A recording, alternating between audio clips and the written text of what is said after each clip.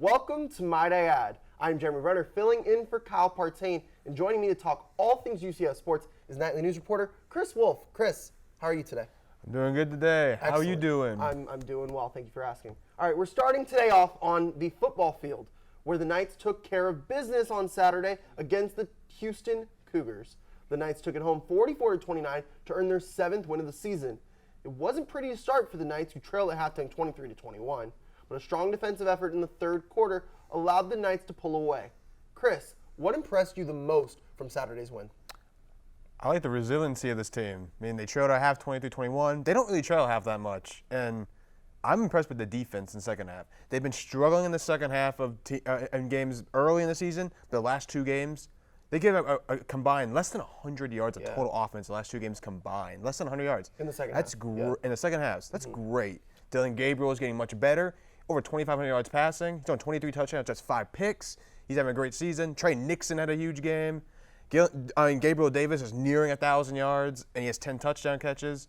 And I think they just need to keep it rolling, and they still have a lot to play for. I mean, they could still get a 10-win season. I think what I really liked was you looked at UCF in the third quarter. I actually think they gained yards, meaning Houston in the third quarter had negative yards on offense. That's crazy. In a whole quarter that you can do that in college football, that's nuts. Nuts. So, like, what is with this team in second halves? They always seem like Randy Shannon's MO at UCF has always been in the second half. He is really good at that halftime adjustments. How do you think that played a role on Saturday? I think it played a big role because Houston came out and just punched him in the mouth running the football. Because they're usually a pretty balanced team, but they hit him running the football. A little trickery, got a huge play down the field. I thought the secondary played very well the whole game. They gave that one big play, that one 63-yard pass play. But other than that, they've been really good then. And they cleaned it up on the run defense. Like, they were giving up a lot. And the tackles for loss, yeah, a lot. They lead the nation in tackles for loss per game at 9.8. Yeah. And I think, when you play teams that are at the bottom of the conference, especially when you're in the position of UCF where you're second in the Eastern Division, you need to win the games that you're supposed to win. And I think they did that on Saturday. And they got another game this Friday. So the team now faces a short week on the road to face the Tulsa Golden Hurricane. Tulsa is winless in conference play, but the Knights have never won in Tulsa in program history. So, Chris, what do the Knights need to do to reverse that and get a win in Tulsa? I think they just need to continue to play really good defense, stop the run, because Tulsa can run the football on you. And Dylan Gabriel just continue to get better, especially on the road. He showed really good against Temple. He played really well, didn't turn the ball over.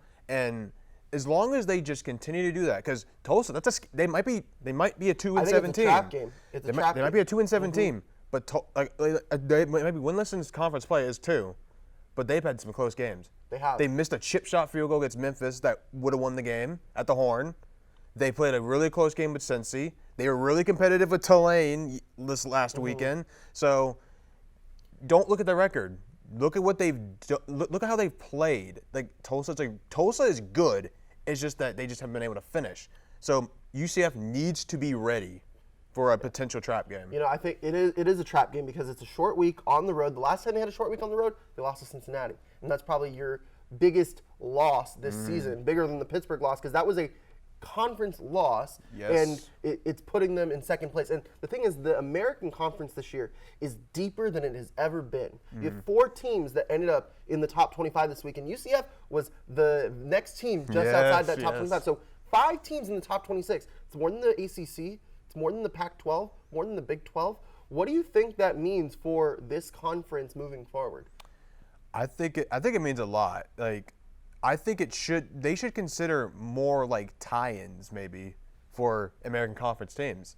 I mean, because you have a lot of really good teams like SMU, Memphis, Cincy, Navy was that one team that made top 25. UCF is still there. I mean, it's potentially UCF could be the 5th best team in this conference. 5th. Yeah. This team had literally went undefeated 2 straight regular seasons, 2 straight New Year's Six bowl games, and they're ranked 5th in the conference. That says a lot about this conference, and the power, it being called the Power 6. It's true. It's been better than the ACC this year. I think the American Conference as a whole has been just as good as the Pac-12 and the Big 12. I mean, you can make an argument they potentially are the third best conference as a whole in the country this season. You love to see it. You love to see it, Chris. So now from one football to another, the women's football team got their second helping of Cougar yesterday with a 5-0 win over Houston in the first round of the women's AAC tournament. Ellie Moreno scored in the second minute, and it was total Knights dominance from the jump. Diana Martin notched a pair of goals as the Knights clinched their spot in the semifinals. Chris, how good is this women's soccer team? I think it's a really good team. I think they showed it on yesterday. I mean, 5-0. They finally got their offensive groove back because the previous 5 games they only scored 2 goals. I mean, so they had been on a little bit of a slump offensively, but what impressed me the most, it's this defense. Yeah. They have had 6 of the last 7 games. They have shut out the opponent. The only goal they gave up was that loss to Cincy, about 2 weeks ago. So this defense is great. They're giving up less than half a goal a game. I mean, just think about that. They have not given up many goals all season. And if they can continue this offensive groove, I could see them getting far in this tournament and potentially even winning it. That'd be especially because, remember, they are great on the road. 6-1-1. It's crazy. They're much better. They have better road record than home record. So that's something to keep an eye out for. That's 19 points on the road right there. And, when it comes to postseason, any sport, and especially in soccer, your defense gets tighter. And that's it's especially at the end of the season. I played soccer for years, so I get the feeling. And I was a defender, so you really tightened up when it mattered the most. And I think that is important for the Knights, especially when they have to just lock it up. The fact that they, offense is great, yes, but at the end of the day, the game was over after the second minute. They won. They scored 1 goal. That's all they needed. The 4 goals of insurance were nice, but the fact that they did not give up a single goal is incredibly impressive. And offense wins games, but defense wins championships. Yes, sir. Absolutely. Yes. So now the Knights embark to the semifinals in a war on I-4 battle against the USF Bulls. It's a rematch from last week's Halloween battle where the Knights came out on top 1-0. Chris, what do the Knights need to do to match that result and get another W? They just need to continue to play great defense and do just enough on the offensive end to put the game away. They won the game 1-0. They just played them. So they know this team. Even though it's on the road, they know how to play against this team. They've already beaten them. They looked really good on the defensive end. This defense is one of the best in the country. I mean, they just do not allow goal. They just don't allow scores. And as long as they can just continue to that defensive paralysis and then just do enough, score 1. If you look at the one recent, goal might be enough. 1 goal might be enough because they have only given up 1 in the last six of the last 7 games combined. So 1 goal might be enough. They might not need a ton on offense. Just play great defense, score 1 or 2 goals. They might be in the championship game. Who is the most who's the glue that keeps that back line together, you would say? I mean, you probably have to go with Caroline on the goalie. She's been she has not only allowed 1 goal in 7 games. That back line of defense. I mean, in the senior leadership and on that team, it's just this is a grit and grind team. It's like the women teams at the school are grit and grind. We love the grit and grind. And that's how you win, too. And especially when everything is clicking this late in the season, it's huge, huge, huge, huge. And we'd love to see it. We'd love to see it. All right, now from the women to the men, success is spreading over the UCF soccer squads. The men won a share of the AAC regular season title on Friday with a win over Memphis and the right to host the semifinals and finals of the upcoming AAC tournament. Chris, describe how the men have been able to win this much over the season. They have just been resilient. They've been just great. They've been great in the clutch. They put out 7 overtime games this season. They're 5-0-2. 5 wins, 0 losses, 2 ties. They have been great in overtime games. They know how to win, even when the games get close. I've had a couple games against Stetson, FAU, Tulsa. Teams that are okay, not really high up there. I'm not saying they're bad, but they're average teams. They play close with them. They play up down their level, but they find ways to win. That's what champions do. They just find ways to win, even if they don't play their best. I mean, it's FAU. They were down by 1 with under 6 to go. Luis Perez hits a penalty kick, goes to overtime. They win the game, and they just got to continue to play at that. They just got to continue to play at that level, and I think this team can go really far. I mean, 14-game unbeaten streak. They have not lost since the opening game against Wake Forest, and that's a highly ranked team right there as well. August 30th. They have gone pretty much all of September, all of October. They've gone 2 straight months without losing a game.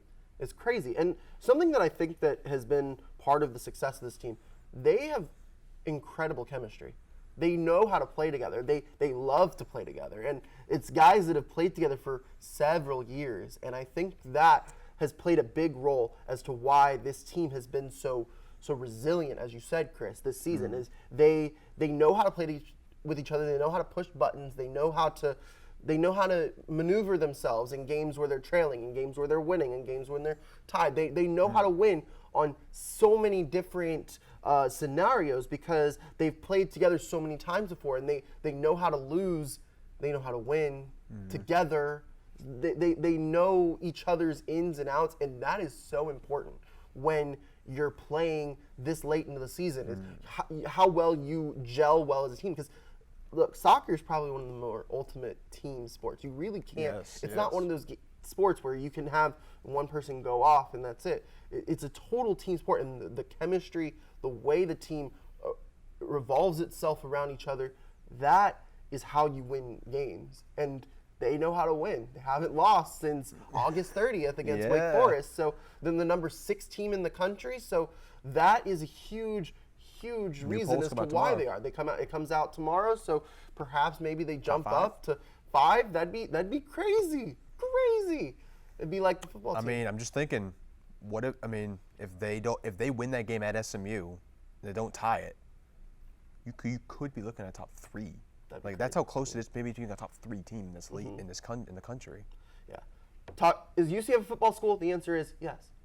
It's the college sports equinox this week with every sport in season. Both the men and women kick off basketball season this week, and the women host Pittsburgh on Wednesday, while the men host Prairie View Saturday. Chris, what excites you the most about this upcoming hoop season? I really like the newness. The newness. Yeah. I love it. It's just, I love to see both teams are having to replace players. I mean, obviously KK will be back with the lead the Knights and the women's, and the men's lost a lot of players. I mean, they both 4 best players. Both teams had to have 9 new players. Each of them have 9 new players. I think it hurt the men's a little more because they lost their top players. I mean, still Colin Smith's there, Caesar's still there, Bert's still there, but it's a lot of new players, but it's a lot of talent. And especially with the men's. The men's, they're going to run a new offense. They were a really slow offense the last couple of years. Not anymore. They are going to be pace, 3-3-3. Like, they will be a high-powered offense and very athletic. They have a lot of good three-point shooters. They brought Matt Millen, which potentially could be one of their best ones. I mean, Colin Smith said he will be shooting more threes this season as well, as one of their bigs. I mean, they got some new transfers. Like Ingram came from Alabama. That's a really big pickup because that gives you some more offense. I mean, Ayotte came from TCU. So they got Ayotte, yeah. Yeah, they got another big. I mean, he's another big, not a little bit short in Taco Fall, but still over 7 feet. And gives you some defense and rim protection. So, and for the women's team, I still see. I think this team will shoot. I think this team will also shoot more threes. They made that an emphasis. They wanted to shoot more threes because they didn't shoot a lot of threes last year, no. And they were like bottom in the country in offense, but they were one of the best defenses in the country though.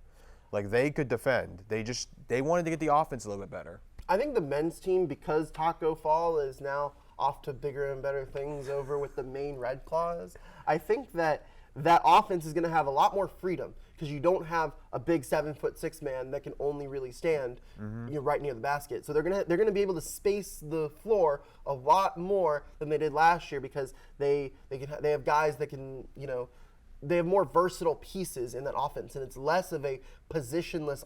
It's more of a positionless offense this year. Whereas last year it was a little more traditional with Takafal as your center, BJ Taylor was your point guard, and then you had your wings and Aubrey.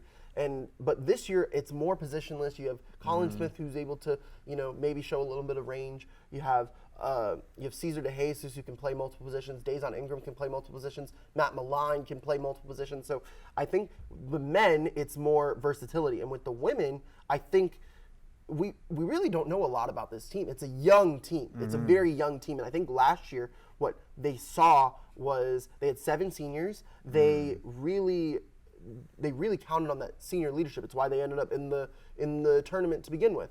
But this year, I don't want to say it's a rebuild year because KK Wright is the best player in the conference. She's the co-AAC preseason pick of the year. It's the first time ever that it hasn't been a UConn player. And we're picked to finish top 3 in the conference right now this season. So I mean, with UConn leaving after the season, could open the door for a team like UCF. We might have War I-4 rivalry mean a lot more in a sport because those will be the top 2 teams in the conference potentially, and we might have that rivalry. It might be a bitter rivalry again. It's in that crazy. Sport. It starts this week, Wednesday at 11 a.m.